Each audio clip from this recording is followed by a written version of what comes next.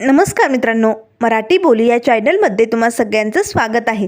तर आज एड लागलं प्रेमाचं या मालिकेच्या आजच्या भागामध्ये सिरियल किलिंगने घातलेला थैमान आपल्याला बघायला मिळणार आहे. तर त्या आजच्या भागामध्ये सुरुवातीलाच चाळीबाहेर जी डेड बॉडी सापडलेली असते ना, त्याचं आता तपासणी करण्याचं काम इन्स्पेक्टर पाटीलांचं चालू असतं.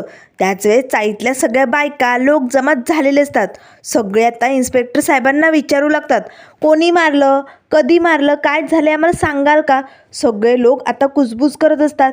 त्याच वेळेस इन्स्पेक्टर पाटील म्हणू लागतात, बाद झाली तुमची कुजबूज, आमचं काम चालू आहे ना, मग मध्ये खोडा आणण्याचा प्रयत्न करू नका, पोलिसांना त्यांचं काम करू द्या. त्याच वेळेस आता पोलिसांना त्या डेड बॉडीवरती तो जळालेला विंग सापडलेला असतो. तेव्हा लगेच आता ते इन्स्पेक्टर साहेब रायाजवळ येतात आणि रायाला म्हणू लागतात, तूच फोन केला होता ना. तेव्हा राया म्हणू लागतो, हो मीच केला होता. त्यावर लगेच आता इन्स्पेक्टर पाटील म्हणू लागतात, मग तुला इथे पहिल्यांदा आल्यानंतर काही दिसलं होतं का या डेड बॉडीजवळ. त्यावर राया म्हणू लागतो, नाही इथे तर काही दिसलं नाही, पण गार्गी इकडे आली होती, तिच्या हातातही असाच जळालेला एक विंग्स होता. त्यावर लगेच आता पाटील म्हणू लागतात, काय गार्गीजवळ असाच विंग्स होता, याचा अर्थ गार्गीला नक्कीच काहीतरी माहिती असणार आहे. आता जर आपल्याला माहिती मिळवायची असेल तर ती गार्गीकडूनच, असे म्हणत आता इन्स्पेक्टर साहेब तिकडनं निघून जातात. तर त्यानंतर इथे आता संध्याकाळची वेळ असते. गार्गी आता रूममध्ये बसलेली असते, मंजिरी तिच्याबरोबर गप्पा मारत असते. त्याच वेळेस आता लगेच राया हवालदार आणि कॉन्स्टेबल मॅडम यांना घेऊन घरात येतो. तेव्हा लगेच राया म्हणू लागतो, हे बघा तुम्हाला गार्गी हवी होती ना, हीच आहे आमची गार्गी. त्याच वेळेस आता हवालदार साहेब म्हणू लागतात, गार्गी लवकरात लवकर सांग, तुला हा विंग्स कोणी दिला आणि दे पटकन, आम्हाला हवा आहे तो. त्यावर गार्गी म्हणू लागते, काय हा माझा विंग्स आहे, मी नाही देणार, मला यावरती भुरकन उडून जायचं आहे माझ्या हिरोला घेऊन, मी नाही देणार. त्यावर ते हवालदार म्हणू लागतात, काय लहान पोरीसारखी करती, दे म्हणतं ना, लगेच द्यायचं, चल दे. त्यावर गार्गी लगेच हवालदार साहेबांना म्हणू लागते, बाजूला हो, सांगितलं ना देणार नाही म्हणजे नाही. त्यावर मंजिरी म्हणू लागते, गार्गी बाळा असं नसतं करायचं, ते मागतायत की नाही, मग देऊन टाक, आपण दुसरा आणूया, दे लवकर. त्यावर गार्गी म्हणू लागते, नाही आंटी, सांगितलं ना मी नाही देणार, तुला या विंग्सवर बसून मी नेणार नाही ना, म्हणून असं बोलते ना तू, हिरो बघणार आहे. त्यावर राय म्हणू लागतो, गार्गी हे बघ, पोलीस अंकलचं ऐकायचं असतं की नाही, मग प्लीज त्यांना दे हा विंग्स, आपण दुसरा आणूया. त्यावर गार्गी म्हणू लागते, नाही जा, हा मला दिलाय परिराणीने, मी नाही देणार कुणाला. त्यावर लगेच आता तो हवालदार गार्गीच्या हातनं तो विंग्स ओढू लागतो. तेव्हा गार्गी आता जोरजोरात ओरडत म्हणू लागते, सोड सोड, नाहीतर मी तुला हाणे ना, सोड लवकर. त्याच वेळेस हवालदार म्हणू लागतो, काय वेडी पोरगी ही, एवढं वेड्यावाने का करते ही, हिला अक्कल नाही आहे का. त्यावर लगेच राय म्हणू लागतो, साहेब काय बोलताय तुम्ही, तुम्हाला दिसतंय ना, ती जरी मोठी असली दिसायला तरी तिचं वय अगदी लहान मुलीसारखं आहे, त्यामुळे तिला समजून घ्या, तिची परिस्थिती ठीक नाही आहे, असं तोंडाला येईल ते काय बी बोलायचं नाही.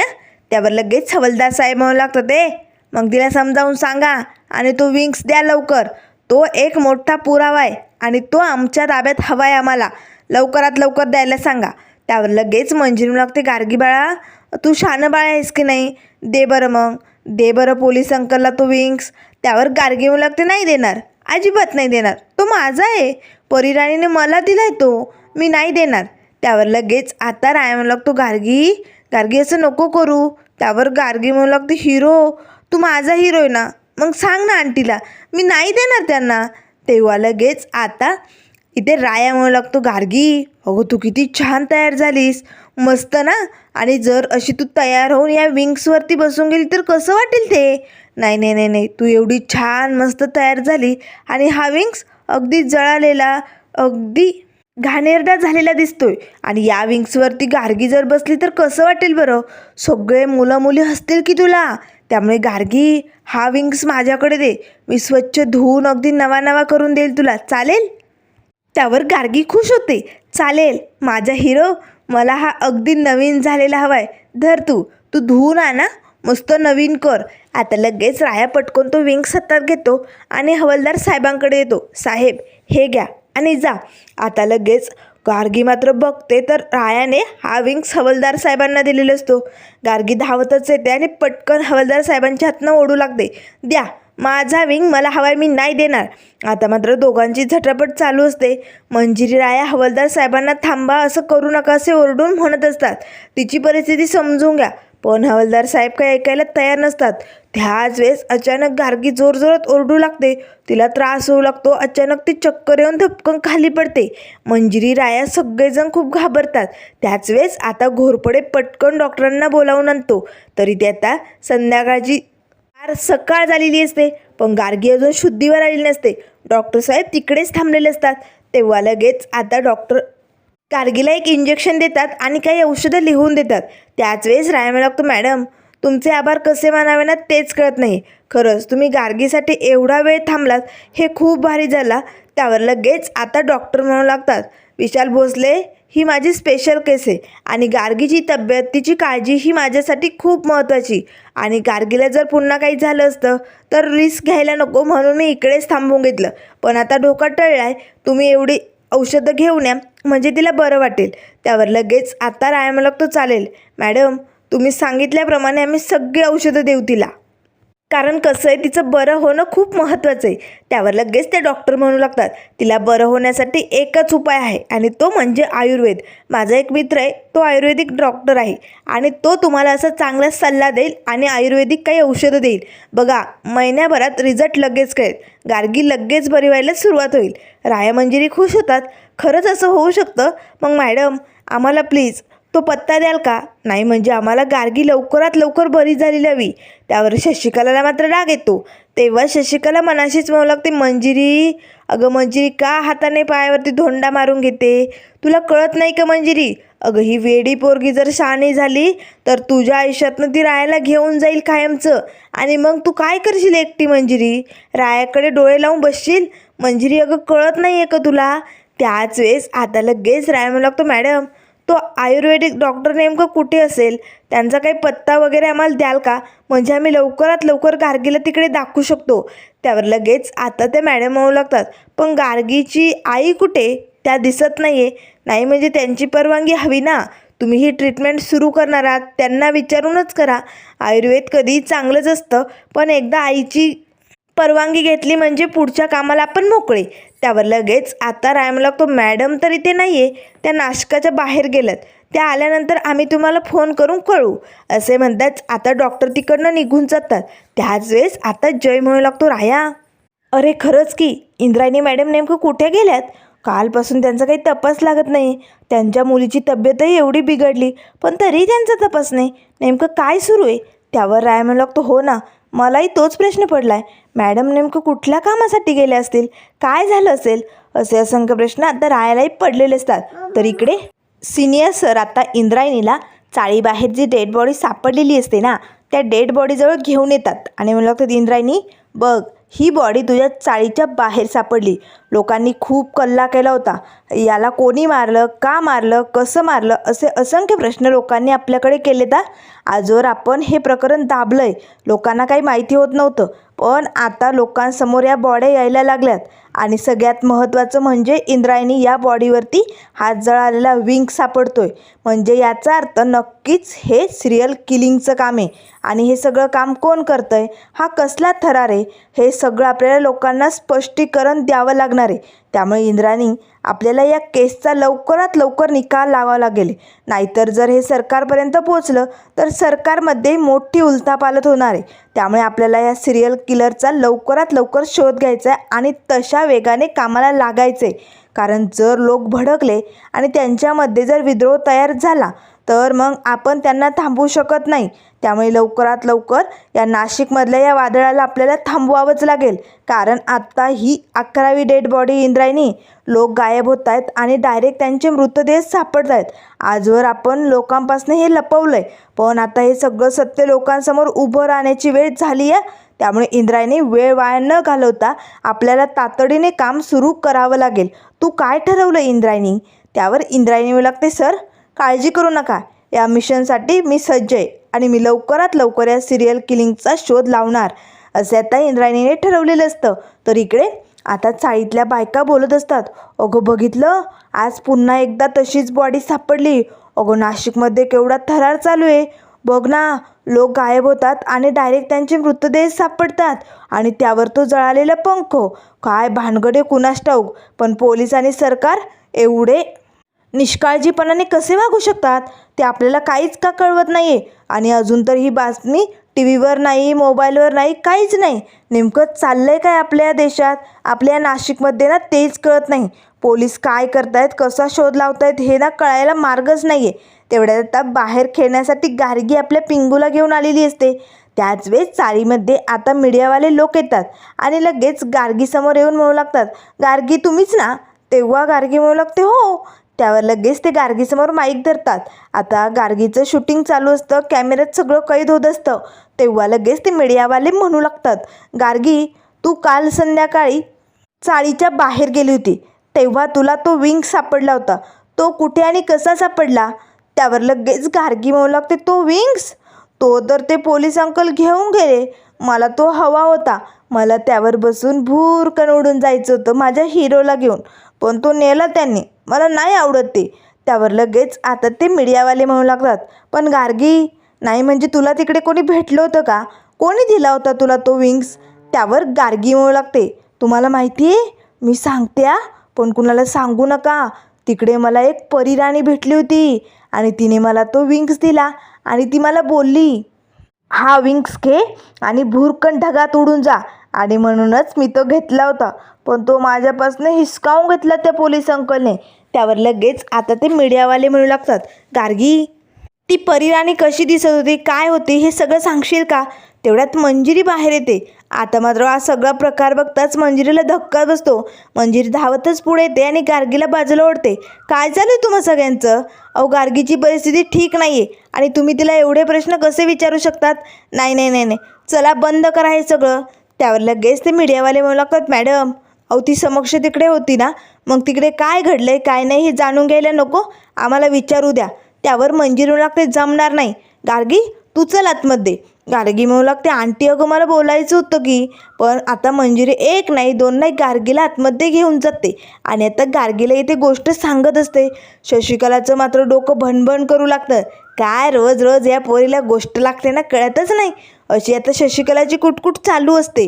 त्याच वेळेस बाहेर चाळीत उभी राहून आता दरवाज्यातनं राया बघत असतो. मिसफायरची गोष्ट ऐकत असतो. तेव्हा राया लागतो, वाह मिसफायर, राजकुमारची गोष्ट तुला लयच भारी येते, कारण तुझा राजकुमार आहे की तुझ्यासोबत. पण मला ना एक टेन्शन आलं आहे ग मिसफायर. हे सगळं आपल्या नाशिकमध्ये काय चालू आहे? लोक गायब होत आहेत, त्यांचे मृतदेह सापडत आहेत आणि त्यात मॅडमही गायब आहे. त्याही कुठे गेल्या तेही काही कळायला मार्ग नाही. नेमकं चालू आहे तरी काय ना तेच कळत नाही. कोण करत असेल हे सगळं? आणि तो जळालेला पंख गार्गीला सापडलाय, पण कोण देत असेल तो पंख? काय असेल त्या पाठीमागे रहस्य? असे असंख्य प्रश्न रायाला पडलेले असतात. तेवढ्यात पाठीमागनं घोरपड येतो. राया अजूनही तोच विचार करतोय ना? मलाही खूप विचार येतात रे मनात. पण राया मला एक बातमी कळली, हे सगळं काम सिरियल किलिंगचं आहे. तेव्हा लगेच राया म्हणू लागतो, काय सिरियल किलिंग? त्यावर घोरपडे म्हणू लागतो, हो, कारण आत्तापर्यंत 11 लोक गायब झाले आणि त्यांचे मृतदेह सापडलेत आणि हे सगळं एका सिरियल किलिंगचंच काम आहे. कारण राया एक वैशिष्ट्य या पाठीमागे, आत्तापर्यंत जेवढ्या डेड बॉड्या सापडल्या त्या पुरुषांच्याच होत्या, त्यात एकही महिला नव्हती. म्हणजे कोणीतरी मुद्दामून जाणून बुजून हा ट्रॅप आखतंय आणि हे सगळं करतंय आणि आपल्याला याचा शोध घ्यावा लागणार आहे राया. त्यावर राया म्हणला, तो कोण करत असेल आणि काय एवढ्या लोकांना गायब करून मारलं जात असेल? असे असंख्य प्रश्न तर रायालाही पडलेले असतात. तर त्यानंतर घोरपडे आतमध्ये निघून जातो. तर आता राया मात्र तिथेच विचार करत उभी असतो. तेवढ्यात आता लगेच हवालदार आणि कॉन्स्टेबल मॅडम येतात. गार्गी कुठे? आम्हाला गार्गीला चौकशीसाठी घेऊन जायचे. तेव्हा राया लागतो, हो सर, तुम्ही असं काही करू शकत नाही आहे. गार्गी स्पेशल केस आहे आणि तुम्ही तसं काही करून तिला घेऊन जाऊ शकत नाही. त्यावर हवालदार म्हणू लागतं, ते कायद्याबद्दल तू आम्हाला शिकवायची गरज नाही. काय करायचं कसं करायचं हे आम्ही ऑर्डरनुसारच करतो. आम्ही चाललो आहे तिला घेऊन. असे म्हणताच हवालदार आणि कॉन्स्टेबल मॅडम लगेच आता रूममध्ये येतात. मंजिरीची गोष्ट चालू असते. आता या पोलीस अंकलला बघताच गार्गी घाबरते. तुम्ही परत कशाला आलाय? तुम्ही माझा विंग्स नेला ना, आता माझ्याकडे काहीच नाही. त्यावर लगेच ते हवालदार म्हणू लागतात, ते तुझ्याकडे तर मोठा पुरावा आहे, म्हणून तुला आम्ही चौकशीसाठी घेऊन जायला आलोय, चल पटकन. त्यावर गार्गी घाबरते, मंजिरी आंटी मला नाही जायचं, मंजिरी आंटी मी नाही जाणार. तेव्हा मंजिरी म्हणते, ओ सर, अहो काय करताय तुम्ही, तुम्हाला कळत नाही आहे का, अहो तिची तब्येत ठीक नाही आहे, तुम्ही तिला असं पोलीस स्टेशनमध्ये नाही नेऊ शकत, अशाने तिच्या डोक्याला काही झालं, तिला त्रास झाला तर. त्यावर लगेच आता कॉन्स्टेबल मॅडम म्हणू लागतात, तू दूर हो, आमचं काम आम्हाला करू दे, सांगितलं ना आम्ही तिला घेऊन जाणार म्हणजे जाणार. त्यावर लगेच राया लागतो, मॅडम सोडा तिचा हात, काय चालू आहे तुमचं, तिच्यावरती तुम्ही अशी जबरदस्ती करू शकत नाही, ती स्पेशल केस आहे आणि तुम्ही तिला चौकशीसाठी नाही नेऊ शकत, आणि मुळात म्हणजे ती इंद्रायणी मॅडमची मुलगी आहे, माहिती आहे तुम्हाला. त्यावर लगेच हवालदार म्हणू लागतात, हे बघा आम्हाला आता दुसरं काही ऐकून घ्यायचं नाही आहे, आम्हाला फक्त हिला पोलीस स्टेशनला घेऊन जायचं आहे, तशी ऑर्डर आहे आणि आम्ही ती पूर्ण करणार. त्यावर लगेच राया म्हणू लागतो, नाही आम्ही तुम्हाला एकटीला गार्गीला घेऊ जाऊ देणार नाही, जर न्यायचं असेल तर मी किंवा मिस फायर आमच्या दोघांपैकी एकजण गार्गीबरोबर असेल. त्यावर लगेच त्या कॉन्स्टेबल मॅडम म्हणू लागतं, जमणार नाही, तुमच्या दोघांपैकी कोणालाही आम्ही नेऊ शकत नाही, कारण तुम्ही काही केलेलंच नाही आहे, तुम्ही काही गुन्हा केला आहे का, नाही ना. तेव्हा मंजिरी लागते, मॅडम असं नका करू, अहो स्पेशल केस आहे तिची, तिच्या तब्येतीला कधीही काही होऊ शकते, मला येऊ द्या, तुमच्यासोबत मला येऊ द्या. त्यावर लगेच त्या मॅडम म्हणू लागतात, जमणार नाही, तुझा काही गुन्हा नाही ना, मग तू कशाला यायचं आतमध्ये, तू थांब इकडेच. त्याच वेळेस आता मंजिरी म्हणू लागते, गुन्हा हवा आहे का माझ्याकडनं तुम्हाला, थांबा आता. असे म्हणताच मॅडमच्या आता जोरदार दिशी मंजिरी कानाखाली ओढते. आता कॉन्स्टेबल मॅडम खूपच भडकतात, माझ्यावर हात उचलते, माझ्यावर, आता थांब तुला दाखवते, चल आता तुला कोर्टात नाही नेलं ना तर नावाची काळे मॅडम नाही, चल आता तुला दाखवतेच. असे म्हणताच आता मंजिरी आणि गार्गीला पोलीस स्टेशनमध्ये ओढतच चालवले असतं. तेव्हा रायम लागतो, मिस फायर अगं काय करतेस तू, अगं स्वतःला अडकवून का घेतलं मिस फायर, आता मी काय करू. आता लगेच मंजिरी आणि गार्गीला इकडे पोलीस स्टेशनमध्ये चौकशीसाठी आणलेलं असतं, तर आता एका अंधाऱ्या रूममध्ये दोघींना बसवलेलं असतं. गार्गी मात्र मंजिरी आंटीला घट्ट मिठी मारून बसली असते. आंटी मला खूप भीती वाटते गं, हे लोक खूप मारतात ना, ते खूप मारतील मला. त्यावर मंजिरी लागते, नाही गार्गी असं काही होणार नाही.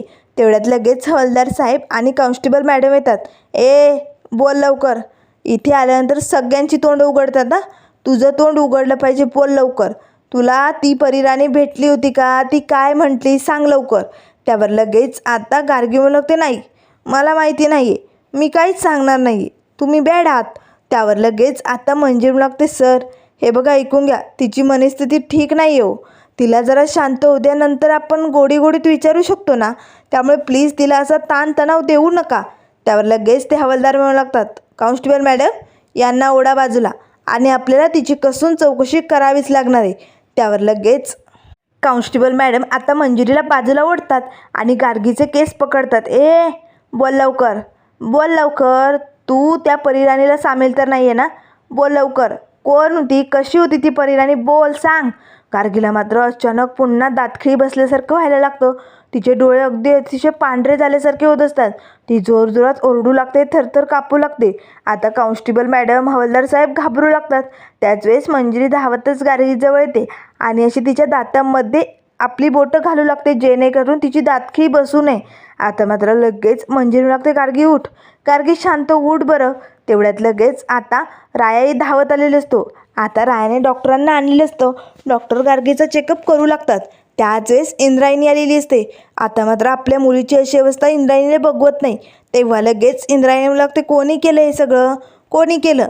त्यावर राया लागतो, मॅडम हेच ऑफिसर जे तिच्यावरती जबरदस्ती करून तिला चौकशीसाठी घेऊन जात होते, आम्ही तिला थांबवण्याचा खूप प्रयत्न केला, पण या लोकांनी आमचं काही ऐकलं नाही आणि आता तिला असा त्रास झाला. आता या लोकांना मी कायदा दाखवणार. काय रे, तुम्हाला सांगत होतो ना, तिची मनस्थिती ठीक नाही आहे, ती स्पेशल केस आहे, पण तरी तुम्ही आमचं ऐकलं नाही. जर एखाद्या व्यक्तीला किंवा एखाद्या महिलेला अटक करायचं असेल ना, तर वेळ काळ सगळं बघावं लागतं.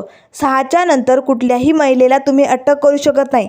तरी तुम्ही संध्याकाळच्या वेळी गार्गीला आणि मिस फायरला अटक केली, पण ही खूप मोठी चूक झाली. आता कायदा काय असतो ना, हे तुम्हाला हा राया दाखवणार. आणि तसंही गार्गी स्पेशल केस आहे, स्पेशल केससाठी कोर्टातनं ऑर्डर आणावी लागते. तुमच्याकडे हाय ऑर्डर दाखवा असेल तर, आणि एवढंच नाही तर स्पेशल केससाठी एक मुख्य डॉक्टर तिच्यासोबत असायला हवा. तुमच्याकडे आहे डॉक्टर, नाही ना. आज जर तिच्या जीवाला काही झालं असतं तर कोण जबाबदार असतं सांगा ना लवकर, लवकरात लवकर बोला. पण मात्र आता सगळेजण तिकडे इंद्रायणीकडे बघत गप्प उभे असतात. त्याच वेळेस इंद्रायणी मला लागते लाज वाटत नाही, माझ्या मुलीबरोबर असं वागताना तुम्हाला काहीच वाटत नाही. त्याच वेळेस आता हवालदार साहेब म्हणू लागतात, मॅडम सरांची तशी ऑर्डर होती आणि त्यामुळे आम्हाला ती पाळावी लागली. आणि मॅडम तुम्ही इकडे आता नाही थांबू शकत.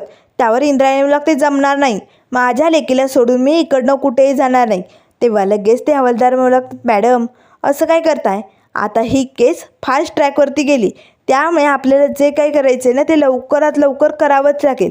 तेव्हा इंद्रायणी म्हणू लागते, हो बघते मी काय करायचं आहे, पण माझ्या मुलीला त्रास झालेला मी नाही सहन करणार. असे म्हणत आता लगेच सिनियर सर तिकडे येतात आणि मग सॉरी इंद्रायणी, चुकलं आमचं. खरं तर गार्गीला चौकशीसाठी असं आम्ही आणायला नको होतं. पोलिसांकडनं एक मोठी चूक झाली, पण त्यासाठी माफी असावी. पण आपल्याला या सगळ्याचा शोध घ्यायचा होता ना, म्हणून त्या परिराणीबद्दल काही कळतं की काय, म्हणूनच आम्ही गार्गीला इकडे आणलं होतं. पण असो, जे झालं ते झालं, पुन्हा असं काही घडणार नाही. त्यावर लगेच रायमन लागतो, सर तुम्ही लवकरात लवकर त्या परिराणीचा शोध घ्या, तरच या नाशिकमधलं हे मोठं संकट थांबू शकतं. त्यावर लगेच आता ते सर म्हणू लागतात, होणार, या सगळ्याचा निकाल लवकरच होणार. पण विशाल भोसले, त्यासाठी तुला मला भेटायला उद्या सकाळी लवकरात लवकर यावं लागेल. माझ्याकडे एक खूप महत्त्वाचं काम आहे, येशील ना.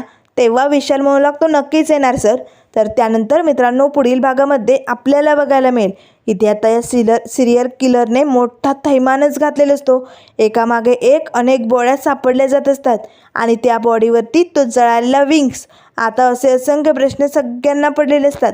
त्याच वेळेस आता सिनियर सर रायाला म्हणू लागतात, राया तुला जर तुझ्या अंगावरती वर्दी हवी असेल ना, तर तुला या सिरियल किलरचा शोध घ्यावाच लागेल आणि हे सगळं प्रकरण इथे थांबवावंच लागेल. त्यावर राया म्हणू लागतो, चालेल, नक्कीच मी त्या सिरियल किलरला पकडण्याचा प्रयत्न करणार. त्यावर ते सर म्हणू लागतात, तुला 1 महिन्याची मुदत देतो, तोपर्यंत हा सगळा थरार थांबला पाहिजे, या परिराणीचा शोध लागला पाहिजे, तर तुला नक्कीच वर्दी भेटणार. तू त्या दिवशी वर्दीचं दिसणार. तेव्हा राया मात्र आता हे चॅलेंज स्वीकारणार का, आणि ती परिराणी कोण असणार, ती हे सगळं का करत असेल, हे सगळं आपल्याला लवकरच बघायला मिळेल. त्यामुळे मित्रांनो अशाच मालिकेंच्या अपडेट पाहण्यासाठी चॅनलला लाईक करा, सबस्क्राईब करा. व्हिडिओ पाहिल्याबद्दल धन्यवाद.